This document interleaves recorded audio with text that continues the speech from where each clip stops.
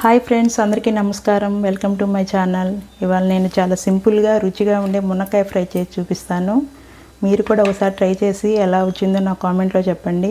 నా వీడియోస్ కనుక మీకు నచ్చినట్లయితే సబ్స్క్రైబ్ చేసుకొని లైక్ చేయండి, షేర్ చేయండి. మరి స్టార్ట్ చేద్దాం. మునక్కాయ ఫ్రై కోసం 3 మునక్కాయలు తీసుకొని శుభ్రంగా వాష్ చేసుకొని ఇలా పీసెస్ కట్ చేసుకుందాం. ఈ సైజులో కట్ చేసుకుంటే సరిపోతుంది.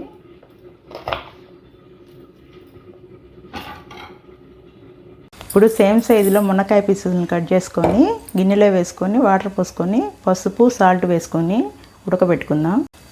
గిన్నె పెట్టుకొని స్టవ్ ఆన్ చేసుకుందాం.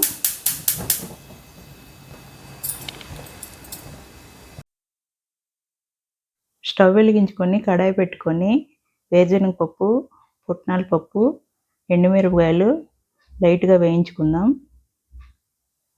మాడకుండా వేయించుకోవాలండి.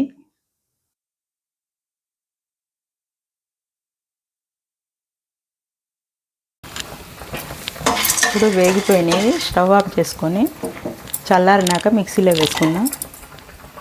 మిక్సీలో వేసుకున్నాక 4 ఎండు కొబ్బరి ముక్కలు కూడా వేసుకొని మూత పెట్టుకొని మిక్సీ పట్టుకుందాం.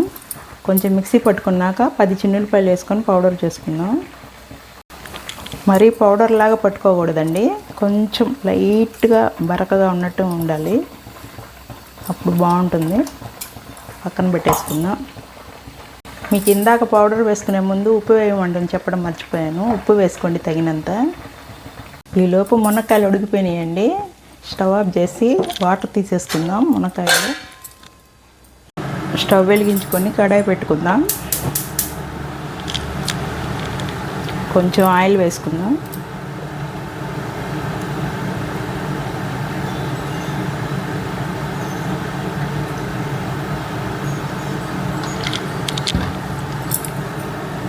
ఆయిల్ వేడైందండి. ఇప్పుడు తిరగమాత గింజలు వేసుకుందాం.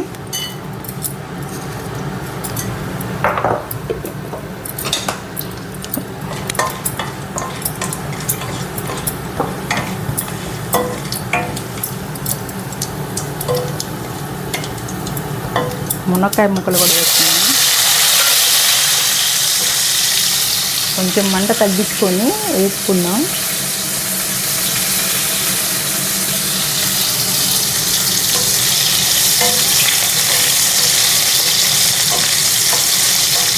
ఫ్రై చాలా తొందరగా అయిపోతుందండి.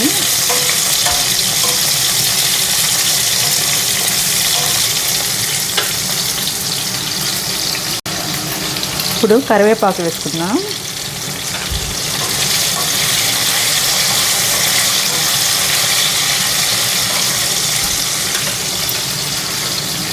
మునక్కాయ ఫ్రై చాలా సింపుల్గా చేసుకోవచ్చండి. వేగిపోయింది. ఇప్పుడు మనం కారం వేసుకుందాం. ఇందాక మిక్సీలో పట్టుకుంది.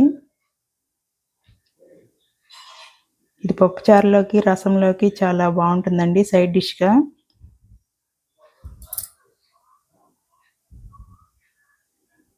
బాగా మిక్స్ చేసుకుందాం.